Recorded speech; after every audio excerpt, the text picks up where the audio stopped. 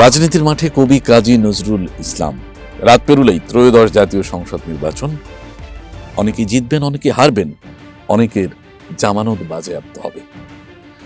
বিদ্রোহী কবি, সফল কবি, মানবতার কবি, প্রেমের কবি কাজী নজরুল ইসলামও করেছিলেন নির্বাচন, কিন্তু জামানত বাজেয়াপ্ত হয়েছিল। চলুন জানা যাক বিস্তারিত। আর হ্যাঁ, শুধু কাজী নজরুল ইসলাম না, সময়ের সবচেয়ে জনপ্রিয় কবি নির্মলেন্দু গুণও কিন্তু জামানত হারিয়েছিলেন। আর এই জামানতের টাকাটা দিয়েছিলেন নন্দিত কথা সাহিত্যিক হুমায়ুন আহমেদ। এই দুই কবি সম্পর্কে কিছুটা জানা যাক তাদের নির্বাচন এবং রাজনীতি নিয়ে। নিজের জনপ্রিয়তা বুঝতে পেরে কাজী নজরুল ইসলাম ভাবলেন এবার তিনি নির্বাচনে অংশ নেবেন। নির্বাচনটি ছিল কেন্দ্রীয় ব্যবস্থাপক পরিষদের নির্বাচন। এর আগে তিনি বিভিন্ন প্রার্থীর হয়ে নির্বাচনী জনসভায় অংশ নেন। জনসভায় গান গেয়ে, কবিতা আবৃত্তি করে প্রার্থীর পক্ষে জনসমর্থন আদায়ের চেষ্টা করেন। নজরুল লক্ষ্য করেন, তিনি যখন স্টেজে উঠছেন তখন সবাই তার জন্য তালি দেয়, উচ্ছ্বসিত হয়। প্রার্থীর জন্য মানুষ এত আগ্রহ দেখায় না যতটা দেখায় তার জন্য, কবির জন্য। এটা ভেবে তার মনে হলো তিনি তো প্রার্থীর চেয়ে কম জনপ্রিয় নয়, আর কত এভাবে অন্যের হয়ে ভোট চাইবেন। তিনি নিজেই দাঁড়িয়ে গেলেন। সমগ্র ঢাকা বিভাগের মুসলমানদের জন্য সংরক্ষিত আসন ছিল মাত্র দুটো। সেই দুটি আসনে মোট প্রার্থী ছিল 5 জন। 5 জনের মধ্যে সর্বোচ্চ ভোটপ্রাপ্ত 2 জন হবেন নির্বাচিত। 5 জন প্রার্থীর মধ্যে 3 জনই ছিলেন বড় বড় জমিদার। বরিশালের জমিদার ইসমাইল হোসেন চৌধুরী, ময়মনসিংহের জমিদার আব্দুল হালিম গজনভী এবং ঢাকার নবাব পরিবারের খাজা আব্দুল করিম। বাকি 2 জন হলেন মফিজউদ্দিন আহমেদ এবং কবি কাজী নজরুল ইসলাম। নির্বাচনে লড়াই করার জন্য নজরুলের পকেটে ছিল বিধানচন্দ্র রায়ের দেয়া মাত্র 300 টাকা। অন্যদিকে তার প্রতিদ্বন্দ্বী বাকি 3 জন জমিদার। এখানে নজরুলের সেই সময়কার আর্থিক অবস্থা উল্লেখ করলে দুখু মিয়ার তৎকালীন পকেটের অবস্থা বুঝতে সুবিধা হয়। নির্বাচনে অংশগ্রহণ করার কয়েক মাস পূর্বে তার দ্বিতীয় পুত্রের জন্ম হয়। পুত্রের জন্ম সংবাদ পেয়ে নজরুল তার প্রকাশক বজ্রবিহারী বর্মনকে চিঠি লিখে 25 টাকা পাঠাতে বললেন। তিনি জানিয়ে দেন টাকাটা তার খুব দরকার, ধার করে হলেও যেন টাকা পাঠানো হয়। অভাব অনটনের সেই সময় লিখেন তার বিখ্যাত কবিতা দারিদ্র। কবিতার শেষাংশে কবি উল্লেখ করেন তার অভুক্ত পুত্রের ক্ষুধার জ্বালা। কবির ভাষায়, সহসা চমকি উঠি হাই মোর শিশু, জাগিয়া কাঁদিছে ঘরে, খাওনি কো কিছু, কালি হতে সারাদিন তাপস নিষ্ঠুর, কাঁদো মোর ঘরে নিত্য তুমি ক্ষুধাতুর, পারি নাই বাছা মোর, হে প্রিয় আমার, 2 বিন্দু দুগ্ধ দিতে মোর অধিকার, আনন্দের নাহি নাহি দারিদ্র অসহায়, পুত্র হয়ে যায়া হয়ে কাঁদে অহরহ, আমার দুয়ার ধরি কে বাজাবে বাঁশি, কোথা পাবো আনন্দিত সুন্দরের হাসি। এর ঠিক কয়েক মাস পর কবি নির্বাচনের ক্যান্ডিডেট। তৎকালীন সময়ে সবাই ভোট করতে পারত না, ভোট দিতে পারত না। মোটামুটি সচ্ছল ব্যক্তিরাই ভোটার হতে পারতেন, কারণ ভোটার হবার জন্য ন্যূনতম বাৎসরিক কর দিতে হতো। নজরুল সেই সময়ে যাদের কাছে তবুও জনপ্রিয় ছিলেন তাদের বেশিরভাগই ভোটার ছিলেন না। সমগ্র ঢাকা বিভাগে মোট ভোটার ছিল 18,116 জন।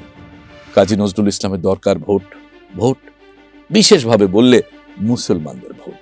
অথচ বিদ্রোহী কবিতা সহ আরো কয়েকটি কবিতা, গানের জন্য তিনি মুসলিম সমাজে সমালোচিত। অনেকেই তাকে কাফের ফতোয়া দিয়েছেন। লেখক নজরুল পাবলিক সেন্টিমেন্টকে তোয়াক্কা না করে এবার প্রার্থী নজরুল পাবলিক সেন্টিমেন্টকে গুরুত্ব দেন। তিনি চলে যান ফরিদপুরের নাম করা পীর বাদশাহ মিয়ার কাছে। বাদশাহ মিয়াকে অনুরোধ করেন তার পক্ষে যেন একটি ফতোয়া লিখে দেন, যাতে মানুষ তাকে ভোট দেয়। 1 নভেম্বর বাদশাহ মিয়া একটি কাগজে কাজী নজরুল ইসলামের পক্ষে ফতোয়া লিখে দেন। ভোটাররা যেন কবি কাজী নজরুল ইসলামকে ভোট দেন এই বিষয়ে।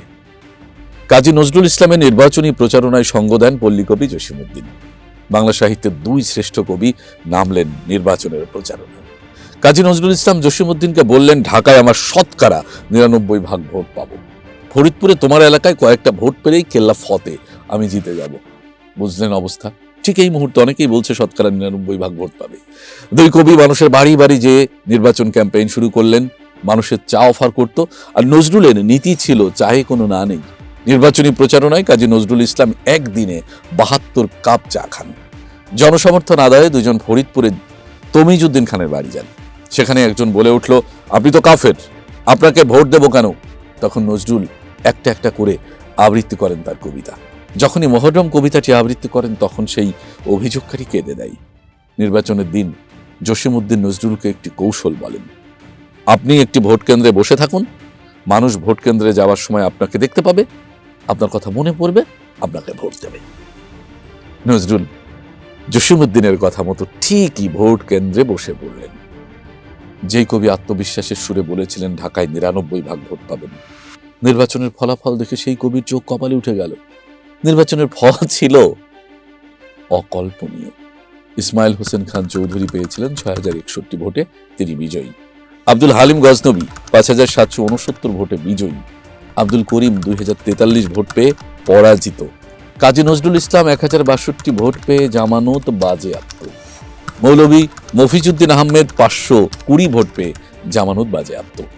আকাশচুম্বী জনপ্রিয় কবির নির্বাচনে জয়ী হওয়া তো আকাশকুসুম চিন্তা ছিল। সেটা বুঝতে কাজী নজরুল ইসলামকে একবার ভোট করতে হয়। এরপর নজরুল দ্বিতীয়বার আর এই ভুল করেননি। তবে নজরুলের পদাঙ্ক অনুসরণ করেন বাংলার আরেক কবি, কবি নির্মলেন্দু গুণ। ১৯৯১ সালে পঞ্চম জাতীয় সংসদ নির্বাচনে নির্মলেন্দু গুণ আওয়ামী লীগের মনোনয়ন চান। আওয়ামী লীগ থেকে মনোনয়ন না পাওয়ায় তিনি স্বতন্ত্র প্রার্থী হিসেবে নেত্রকোনা ১২হাট্টা আসন থেকে নির্বাচনে অংশগ্রহণ করেন। তার নির্বাচনী প্রতীক ছিল বেশ বিচিত্র, কুমির। সাক্ষাৎকারে তাকে জিজ্ঞেস করা হয় তিনি কেন কুমির প্রতীক বেছে নিলেন, এটার পেছনে কি কবির কোনো উদ্দেশ্য আছে? নির্মলেন্দু গুণ জানান, আমি নিজে অত্যন্ত নিরীহ মানুষ, তার উপরে স্বতন্ত্র প্রার্থী। প্রতিদ্বন্দ্বী প্রার্থীরা আমাকে করুণার দৃষ্টিতে দেখুক এমন কোন নিরীহ প্রতীক বেছে নেওয়াটা বোকামি হবে ভেবেই আমি এই প্রতীক বেছে নিয়েছি। আপনারা সবাই জানেন যে কুমির সমীহ আদায় করার মতো প্রাণী, জলের রাজা, প্রয়োজনে স্থলে উঠে আসতে পারে, সুতরাং কুমির। কাজী নজরুল ইসলাম তার নির্বাচনের সময় পাশে পেয়েছিলেন বাংলা সাহিত্যের কিংবদন্তি কবি জসীমউদ্দিনকে। তেমনি নির্মলেন্দু গুণও নির্বাচনের সময় পাশে পান বাংলা সাহিত্যের কিংবদন্তি কথা সাহিত্যিক হুমায়ুন আহমেদকে। দুজনই ছিলেন একই এলাকার। নির্মলেন্দু গুণের নির্বাচনে জামানতের টাকাও দিয়েছিলেন এই নন্দিত কথা সাহিত্যিক হুমায়ুন আহমেদ। কাজী নজরুল ইসলামের মতো নির্মলেন্দু গুণও নির্বাচনে পরাজিত হন, এমনকি একইভাবে জামানত হারান।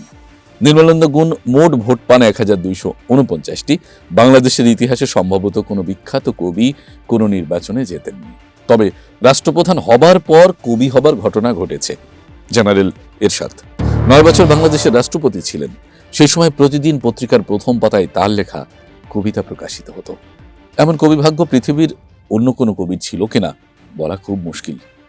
এই ছিল রাজনীতি। রাজনীতির মাঠে কবি, কবির ভাবনায় রাজনীতি।